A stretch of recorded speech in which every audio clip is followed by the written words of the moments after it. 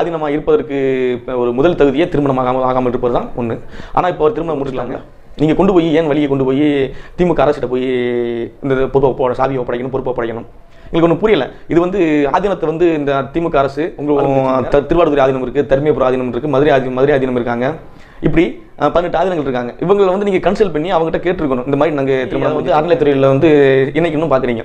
உங்களுடைய அறநிலைத்துறை எவ்வளவு அறம் சார்ந்து செயல்படுது, அறம் மற்ற துறையாக எப்படி செயல்படுதுன்னு நல்லாவே தெரியும் எங்களுக்கு. சரியா, மக்களுக்கு கிடையாது. சரியா, முழுக்க வேளாளர்கள் எனப்படுற வெள்ளாளர்களால் ஆயுதங்களுக்கு சைவ சமயத்தை வளர்ப்பதற்காக கொடுக்கப்பட்டு தான் இந்த நிலங்களும் அந்த நிலத்திலிருந்து வருமானம் மேலே பெரிய நாட்டார் சபை உருவாக்கப்பட்டு அந்த உருவாக்கத்தின் மூலமாக பல நன்மைகள் செய்யப்படுகின்றன, பல தீர்ப்புகள் கொடுக்கப்படுகின்றன. நாட்டாமை என்ற ஒரு ஆதீனங்களுக்கு வரவு செலவுகள், அதாவது செலவுகளுக்காக வேளாளர்கள் அப்புறம் நிலப்பிரபுத்துவம் அப்படின்னு சொல்லுவாங்கல்ல.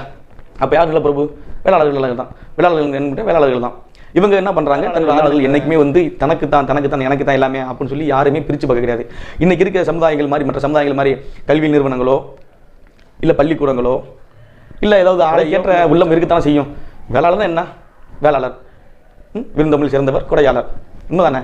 அப்படி இருக்கும்போது அவங்க என்ன பண்ணுறாங்க, தனக்கென்று இல்லாமல் தன்னிடம் இருக்கும் சொத்துக்களை யாரும் தான் பண்ணியிருக்கீங்க எல்லா கோயிலையும். சரியா, அதனால் நீங்கள் வந்து வருமானம் எங்கெல்லாம் எந்த கோயிலெல்லாம் வருமானம் அதிகமாக வருதோ அந்த கோயிலை மட்டும் நீங்கள் புதுப்பிப்பீங்க. அந்த கோயிலுக்கு மட்டும் வருது இந்த நொடி இந்த வீடியோ பதிவு பண்ணுற இந்த நொடியில் கூட இன்னும் எத்தனையோ கோயில்கள், இந்து சமய கோயில்கள் நிறைய வந்து அழிவு நிலையில் கிடக்குது. அதுவும் பிரதான கோயில்கள் இன்னும் பழமை வாய்ந்த கோயில்கள். சரிங்களா, அதெல்லாம் வந்து நீங்கள் வணக்கம் உறவுகளை, நான் உதயா வேளாளர், வேளாளர் முன்னேற்ற கழகத்தின் மாநில தகவல் மற்றும் செய்தி ஊடக பிரிச்சில். இன்றைக்கி நம்ம ஒரு விஷயங்கள் பார்க்கணும். அதை என்னென்னா பார்த்தீங்கன்னா, இந்த சூரிய நாராயணர் ஆதீனம், அப்போ கோயிலுடைய ஆதீனம்னு சொல்லி இப்போ ஒரு பிரச்சனை ஓடிட்டு இருக்குல்ல.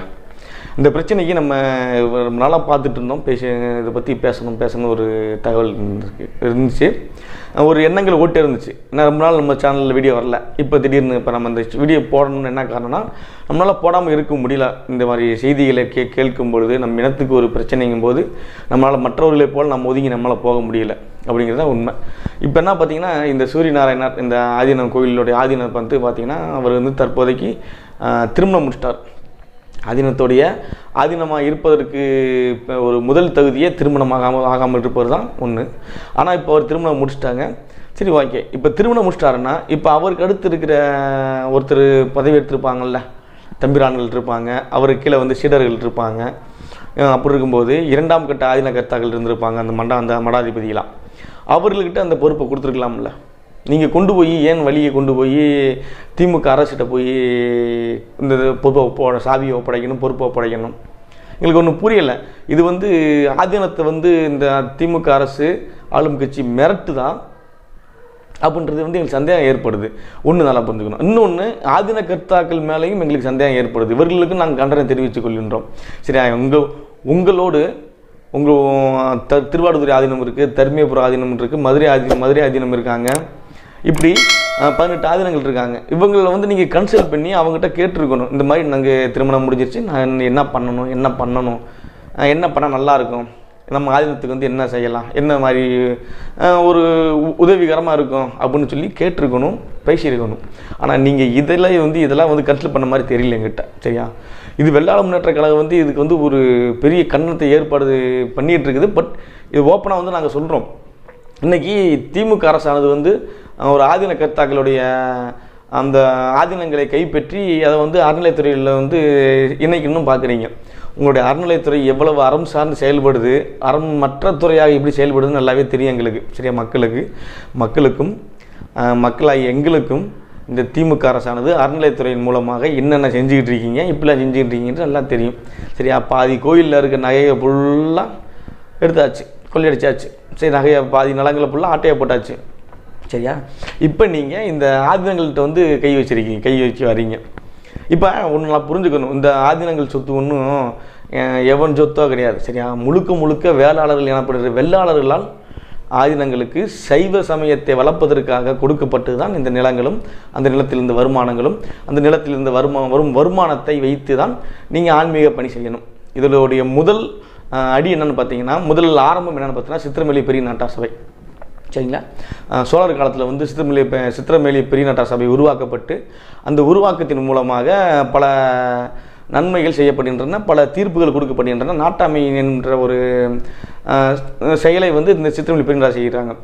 இவங்க வந்து வணிகம் மற்றும் இந்த அறம் சார்ந்த செயல்களில் இருக்கும் பொழுது அதாவது ஆன்மீகத்துக்கென்று இந்த வேளாளர்கள் ஏதாவது செய்யணுமே அப்படின்னு, ஆன்மீகத்துக்கும் தமிழுக்கும் தாய்மொழியான தமிழுக்கும் ஏதாவது ஒன்று பண்ணணுமே என்கும்போது தான் இந்த ஆதீனங்கள் உருவாக்கப்படுகின்றன. அவ்வாறு உருவாக்கப்பட்ட ஆதீனங்களுக்கு வரவு செலவுக்கு, அதாவது செலவுகளுக்காக வேளாளர்கள் நிலப்பிரபுத்துவம் அப்படின்னு சொல்லுவாங்கள்ல.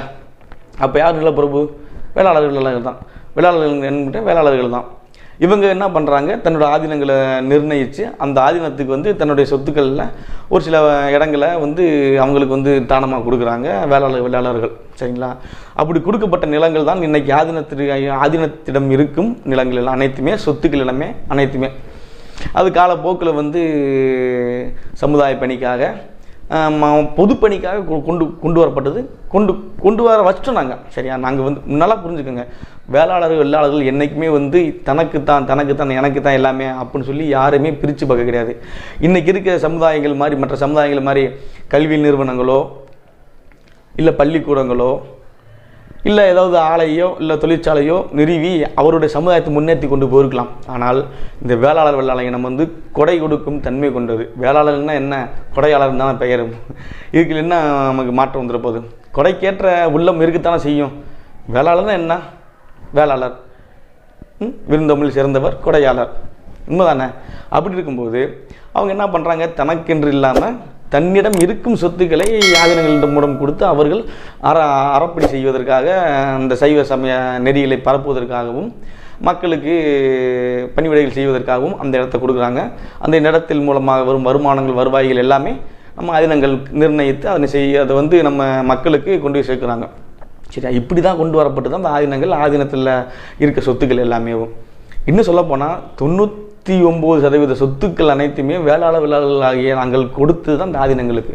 ஆனால் இன்றைக்கி அந்த ஆதீனங்கள் என்ன பண்ணுறாங்க, இந்த ஆதீனங்கள் நாங்கள் பொதுவாகலாம் பண்ணுறோம், பொது பண்ணி பண்ணுறோம், எல்லா சமுதாயத்துக்கும் சேர்த்து பண்ணுறோம். இன்றைக்கி இந்த வேளாளர்கள் எழுதி கொடுக்கலன்னா அந்த ஆதீனன்ற ஒன்று கிடையாது. சரியா? நல்லா புரிஞ்சுக்கணும். அதை இன்றைக்கி எதுக்கு அந்த விஷயம் சொல்ல வரோம்னா, நீங்கள் சாபியை அந்த சூரியநாராயணர் கோயில் ஆதீனம் என்ன பண்ணுறாங்க, சாபியை பூட்டி கொண்டு போய் அறநிலையத்துறை சேகர் பாபு அமைச்சர் அவர்கிட்ட கொண்டு போய் கொடுக்குறீங்க. அந்த கொடுக்கும்போது எங்களுக்கு எப்படி இருக்கும், இது யார் வீட்டு சொத்து? அந்த ஆதீனத்தை அவருடைய சொத்தா இல்லை அவருடைய முப்பாட்டனுடைய சொத்தா? கிடையாது. வெள்ளாளர்களுடைய சொத்து அது. சரியா? அதை கொண்டு போய் நீ அறநிலையத்தோட கொடுக்குறீங்கன்னா அப்போ நீங்கள் எந்த வகையில் உங்களுடைய புத்தி செயல்படுதுன்னு பார்த்துக்குங்க. நீங்கள் இருக்க வரைக்கும் அனுபவிச்சிங்க, அந்த இதை நிர்ணயிச்சிங்க, அனுபவிச்சின் தப்பு நிர்ணயிச்சிங்க, ஓகே, ஒன்றும் பிரச்சனை இல்லை.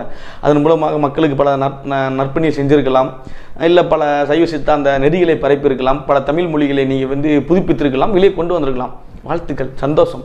ஆனால் இப்போ அதை நீங்கள் என்ன பண்ணியிருக்கணும், உங்களுக்கு திருமணம் ஆயிடுச்சுன்ற சொன்ன உடனேவும் நீங்கள் கொண்டு இந்த திருவாடுதுறை ஆதீனமோ தர்மபுர ஆதீனமோ அல்லது மதுரை ஆதீனமோ இவர்களோட கலந்து ஆராய்ச்சி வச்சு, இல்லை உங்களுடைய சூரியநாராயண கோயில் ஆதீனத்தில் உங்களுக்குள்ள இருக்க தம்பிரான்களாக இருக்கட்டும் அல்லது சீடர்களாக இருக்கட்டும், உங்களுக்கு முத்தி பெற்றவர்களாக இருக்கட்டும், அவர்களிடம் நீங்கள் பொறுப்பை ஒப்படைத்து சென்றிருக்க வேண்டும்.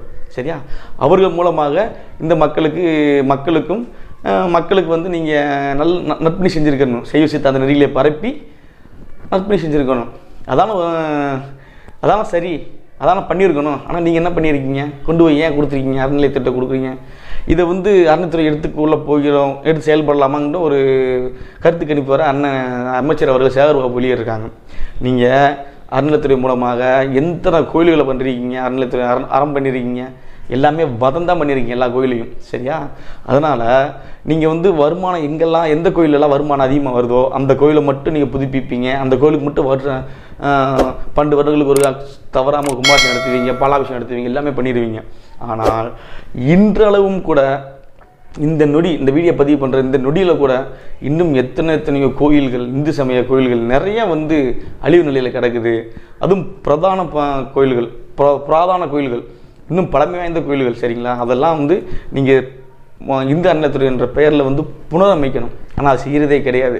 அதுக்கு பதிலாக அதை விட்டு போட்டு இப்போ மீண்டும் ஆதீனங்களை கை வைக்கிறதுன்றது இது வேளாளர்களுடைய பெரும் எதிர்ப்பு நீங்கள் சம்பாதிச்சுக்கிட்டு இருக்கீங்க அப்படின்னு நாங்கள் தெளிவாக சொல்லிக்கிறோம்.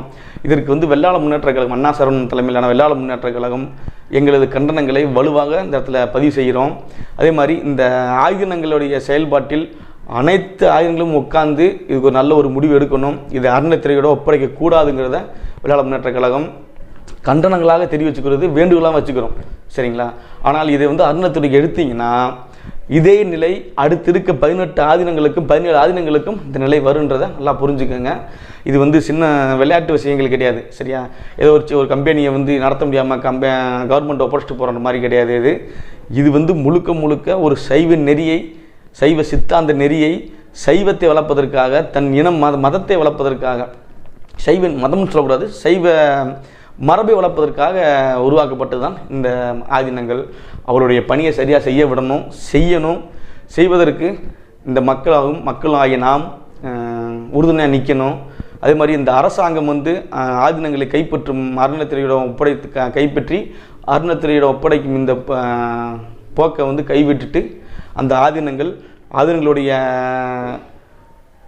திறமையிலேயே செயல்பட வேண்டும், சுதந்திரமாக செயல்பட விட வேண்டும்ங்கிறத இதன் மூலமாக ஒரு வேண்டுகோளாக வச்சுக்கிறோம்.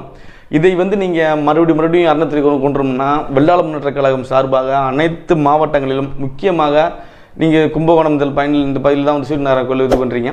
இந்த பகுதிகளில் கண்டிப்பாக பெரிய அளவில் வெள்ளாள முன்னேற்ற கழகமானது பெரிய அளவில் போராட்டத்தை முன்னெடுக்குங்கிறதையும் திரும்ப சொல்லிக்கிறோம். நன்றி, வணக்கம். மீண்டும் ஒரு வீடியோ சந்திப்போம்.